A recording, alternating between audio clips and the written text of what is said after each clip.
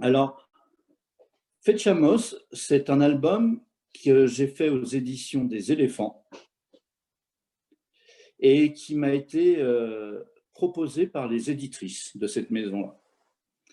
C'est le deuxième album que je fais avec cette maison d'édition et le premier était avec une auteure qui s'appelle Chiara Mezzalamar et Fetchamos, lui, était écrit par un auteur qui s'appelle Gilles Baume.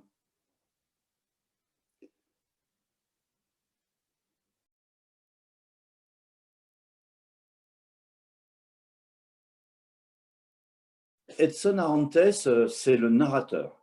Il est gardien de musée et il partage son histoire. Il nous la confie. Il est le témoin de ce qui arrive dans le musée et il est l'acteur d'événements qui mèneront jusqu'à l'incendie du Musée national de Rio.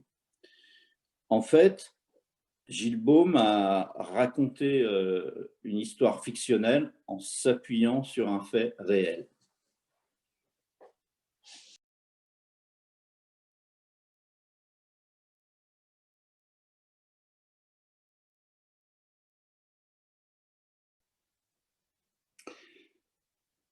La couverture d'album, c'est la première image que j'ai faite pour ce livre, la toute première. C'est celle qui donne le ton, c'est celle qui donne le chemin à suivre pour moi pour l'illustration. Et j'ai représenté le personnage d'Edson Arantes, gardien de musée, assis sur une chaise, au milieu des œuvres, avec à la fois un côté un peu désespéré et en même temps une grande humanité.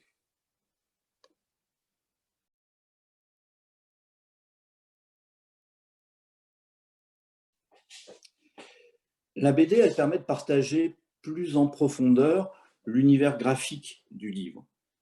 D'abord, elle permet de faire plus d'images. Et ensuite, par rapport à l'illustration, qui est une image qui fige un instant donné de l'histoire, dans sa chronologie, la BD permet de découper le temps d'une action et finalement de créer des accélérations narratives. C'est pour ça que j'aime bien mélanger ces deux registres narratifs.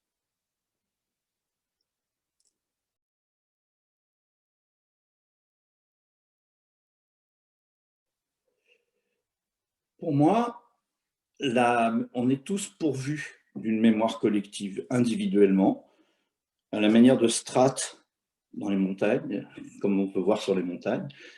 Alors, il y a la mémoire qui nous est transmise par notre famille, celle qui nous est transmise par notre éducation, par l'école, la mémoire nationale, enfin, je ne sais pas comment dire autrement. Puis, il y a une mémoire de civilisation et une mémoire humaine, à mon sens. Ce sont donc des choses très différentes, mais qui nous composent. Moi, je me suis rendu compte de ces émotions-là en voyageant et notamment en me retrouvant en visitant le Parthénon à Athènes, où j'ai ressenti une émotion de l'ordre de la civilisation. Enfin, j'ai senti une appartenance en étant sur ce lieu-là, alors que je ne suis pas grec. Et de la même manière, j'ai été très ému en me retrouvant lors d'un voyage sur la Grande Muraille de Chine, où là, j'étais bouleversé au-delà de ce que j'imaginais. Donc, j'ai une relation très, très forte avec ces racines profondes qui nous composent.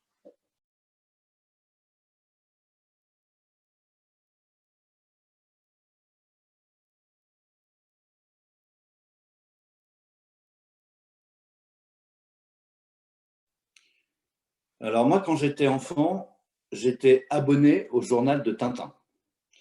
Et dans ce journal, il y avait plein d'histoires et je me souviens notamment de Torgal, qui était mon personnage préféré.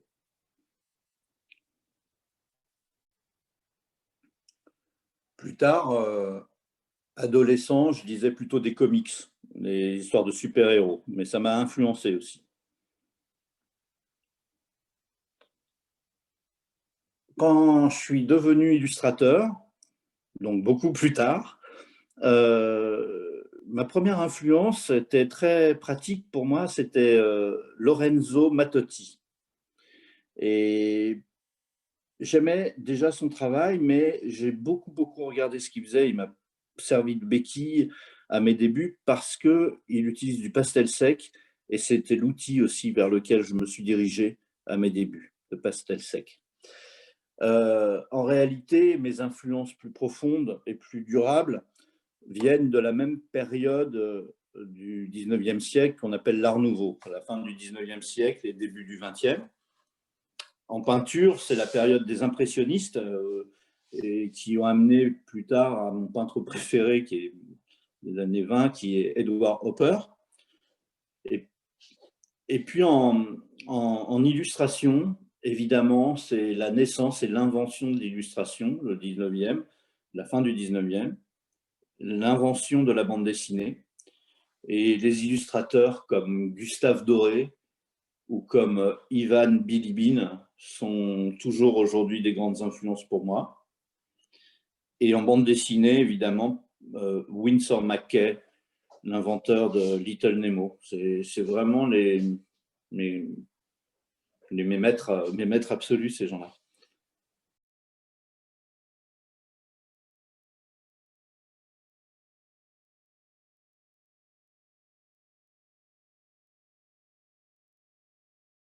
Alors pour moi, le temps de mon enfance, c'est vraiment celui de l'imaginaire.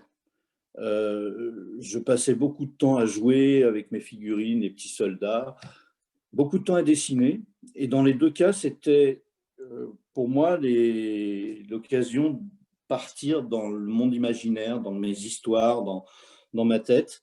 Et c'était fondamental. Avec du recul, je pense que si je fais ce métier-là, c'est parce que j'étais ce type d'enfant aussi.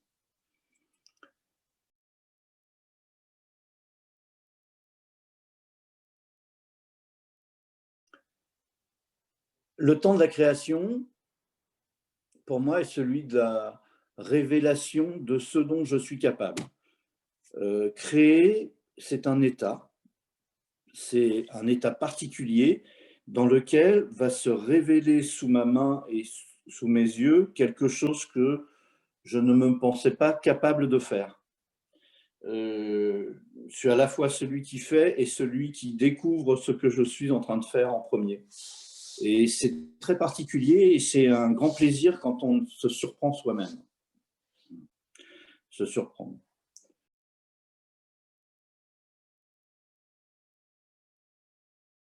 Je prends mon temps pour infuser les projets à venir. J'ai toujours 2 ou 3 livres à faire dans le futur, différents de celui que je suis en train d'illustrer. Et pour autant, ces histoires sont déjà à l'intérieur de ma tête. Et tout ce temps où je sais que je vais raconter, je vais devoir illustrer cette histoire, me sert à connecter des choses avec cette histoire, à remplir, déjà préparer ma tête au moment où je vais pouvoir véritablement commencer à l'illustrer. Ce qui fait que quand arrive ce moment, je suis prêt.